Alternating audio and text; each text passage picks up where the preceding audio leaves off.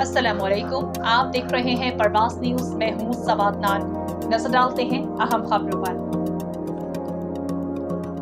मंडी बहाउद्दीन सराय के मुताबिक personal staff officer general brigadier Ijaz Kayani ने डिप्टी कमिश्नर शाहिद इमरान मार्ट के हमरा मंडी बहाउद्दीन में जारी तरक्याती स्कीम मंडी ता सराय आलमगीर रोड का मुआयना किया। District police officer Raza Safdar Qasmi, additional deputy commissioner finance Hafiz Ghulam Murtaza और दीगर मुतल्लिक अफसरान भी मौजूद थे।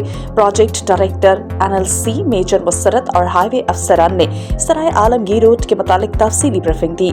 उन्होंने बताया कि मंडी बहाउद्दीन ता सराय आलमगीर रोड 46 किलोमीटर तवील है और मंसूबे पर 6 अरब रुपए से ज्यादा लागत आई है। उन्होंने कैपको अफसरान को हिदायत की है कि रोड के तरफ में बिजली के पोल्स को 10 दिन में हटाकर हाई ट्रांसमिशन लाइंस को ऊंचाई पर किया जाए। उन्होंने प्रोजेक्ट डायरेक्टर NLC खोखरावाला पुल को 1 माह में तामीर करने की भी हिदायत की। उन्होंने मजीद कहा कि खन्नावाला पुल ता उठ RD बैराज रोड को 14 जनवरी तक मुकम्मल किया जाए।